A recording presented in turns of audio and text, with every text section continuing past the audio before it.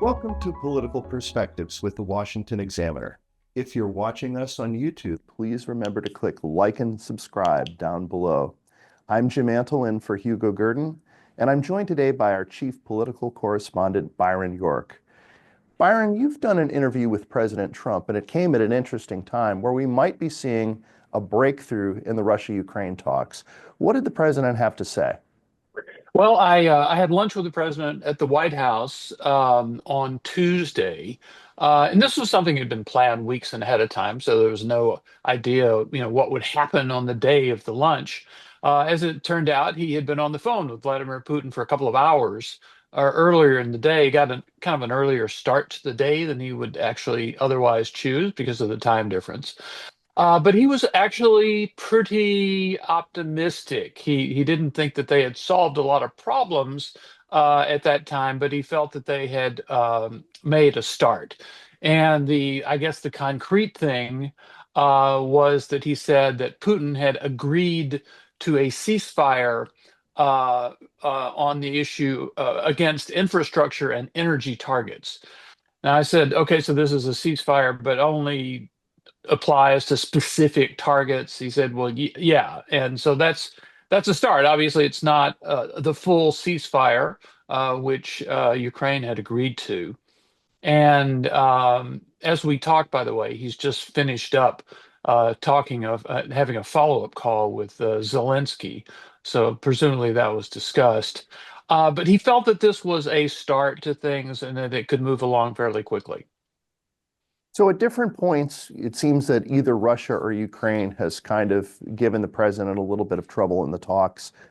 In particular, there was obviously that showdown in the Oval Office with the president and Vice President Vance and Ukrainian President Zelenskyy. Is there any sense that that dynamic is still sort of broken, or do they think that they're in a good spot right now?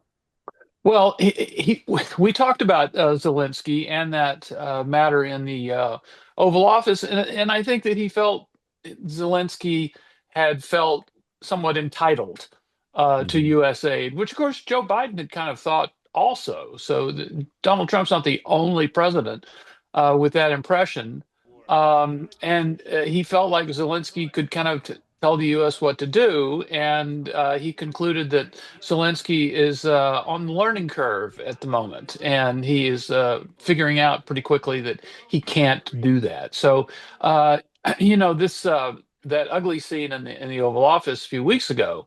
They kind of got over that fairly quickly. They were talking again not too long after that. I'm not saying it was all for show. I think the sentiments expressed on both sides were actually real. On the other hand, there's a really big problem, and they're not going to go off and sulk for a year and not do anything. So it's pretty active right now with the Ukrainian side. But Trump usually mentions three reasons why he wants to do some kind of deal in Russia, Ukraine. One is the humanitarian toll of the war itself. Two is the financial cost to the United States. And three is the risk of a wider war the longer this goes on. Is that your sense of what's animating Trump right now? Yeah, you mentioned all of those things. His worry, the third one you mentioned, he said, look, we're not involved. Our soldiers are not in Ukraine, but this could blow up. This could turn into World War III. He commonly says that. And he did emphasize the other two reasons. One, that there's so much killing going on, and the war in Ukraine really is kind of just a horrendous World War I style, standoff in which so many people are dying. And then the other is he said, look, we've spent $350 billion on this for no good purpose. We haven't gotten anything in return. Now, he uses the phrase, as you know, $350 billion. He said, Mhm. look, I know some people say it's 190 billion, 200 billion, whatever you want to say. We've spent all this money and hadn't gotten anything in return. So the leverage the United States has over Ukraine is pretty obvious for sort of paying the Yeah, freight for them to yeah. fight the war. Uh, what kind of pressure is he applying to Putin, or what does he think he can do to kind of motivate Putin? Well, I asked him exactly that question, which is, we know you can put the squeeze on Ukraine because they are so beholden to the United States, but how do you put the squeeze on Putin?